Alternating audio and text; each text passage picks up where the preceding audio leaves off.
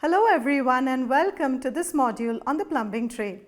In today's video, we will cover safety standards, protocols and first aid and understand the precautions that can be taken in the event of occupational hazards. At the end of this lesson, you will be able to administer first aid, perform rescue breathing and treat bleeding.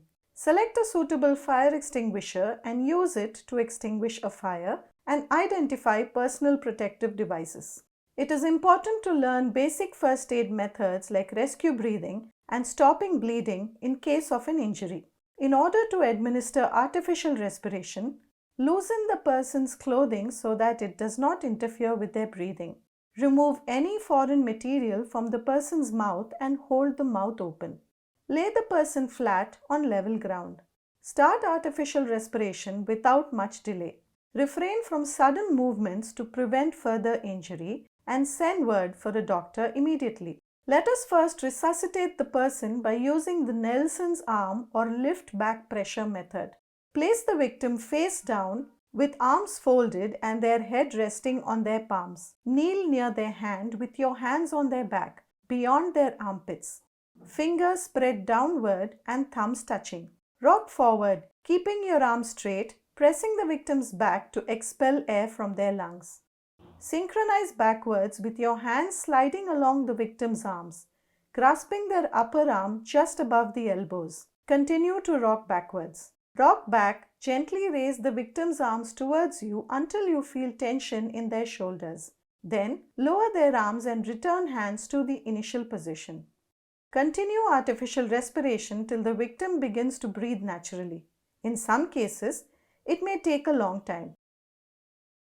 When the victim revives, keep them warm with a blanket, hot water bottles or warm bricks. Stimulate circulation by stroking the insides of their arms and legs towards their heart. Keep the victim lying down and avoid exertion. Avoid the Nelson's arm lift back pressure method if there are chest or belly injuries. Do not give stimulants until they are fully conscious. Let us learn to resuscitate the victim by using the Schafer's method. Position the victim on their belly, one arm extended forward, other arm bent at the elbow, face turned sideways and resting on their hand or forearm. Kneel astride the victim, their thighs between your knees, your fingers and thumbs positioned as shown. With arms held straight, swing forward slowly, gradually applying your body weight onto the victim's lower ribs to expel air from their lungs. Now, swing backward, immediately relieving pressure from the victim's body, allowing their lungs to fill with air.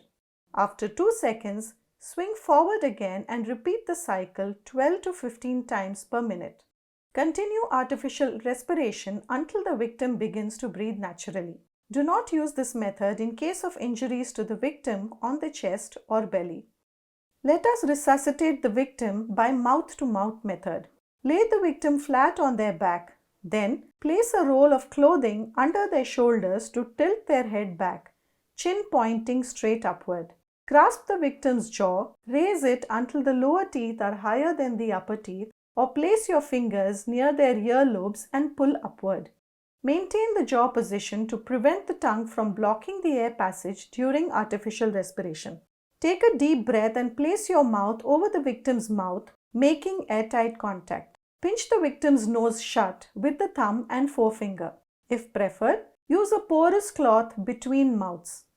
For an infant, cover the mouth and nose with yours. Blow into the victim's mouth until the chest rises. Remove your mouth and release your hold on the nose, allowing them to exhale. Listen for rushing air. The first 8 to 10 breaths should be rapid, then slowed to about 12 times per minute and 20 for an infant. If unable to blow air in, check the victim's head and jaw position and mouth for obstructions. Retry forcefully. If the chest still doesn't rise, turn the victim face down, strike back sharply to dislodge any obstructions. If the air enters the stomach, gently press during exhalation to expel the air. Let us resuscitate the victim by mouth-to-nose method. Use this method when the victim's mouth will not open or has a blockage that cannot be cleared. use one hand to keep the victim's lips shut. Seal your lips around the victim's nostrils and breathe into them. Check if the victim's chest rises and falls. Repeat this exercise 10 to 15 times per minute till the victim responds. Continue this until the doctor arrives. Let us learn to resuscitate a victim who is under cardiac arrest using CPR or cardiopulmonary resuscitation. In cases of cardiac arrest where the heart has stopped beating, immediate action is crucial. Quickly check if the victim is under cardiac arrest. This can be ascertained by the absence of a pulse in the neck, blue color around the lips, and a widely dilated pupil. Lay the victim on their back on a firm surface and kneel alongside facing the chest and locate the lower part of the breastbone. Place the palm of one hand on the center of the lower breastbone, keeping fingers off ribs. Cover the palm with the other hand and lock your fingers together. Keeping your arm straight, press down on the lower part of the breastbone, then release the pressure. Repeat this step 15 times, at least once per second. Check for cardiac pulse. Move back to the victim's mouth to give 2 breaths of mouth-to-mouth resuscitation.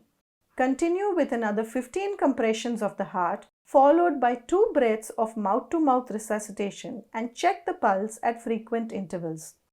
As soon as the heartbeat returns, stop the compressions immediately, but continue with mouth-to-mouth resuscitation until natural breathing is fully restored. Place the victim in the recovery position, ensuring that they are kept warm, and then get medical help quickly. Let us learn to treat a bleeding victim. Determine the location of the bleeding. Elevate the injured area above the heart if possible. Apply direct pressure to the bleeding area using a sterile cloth. Keep the pressure on for 5 seconds. Check to see if the bleeding has stopped. Continue to apply pressure for another 15 minutes. Clean the wound and bandage it with a pad. Advise the victim to seek medical attention. In this section, we will learn to use fire extinguishers. Alert people surrounding you by shouting "Fire, fire" when you notice fire. Inform the fire service or arrange to inform immediately. Open the emergency exit and ask everyone to move away. Put off the electrical power supply. Analyze and identify the type of fire.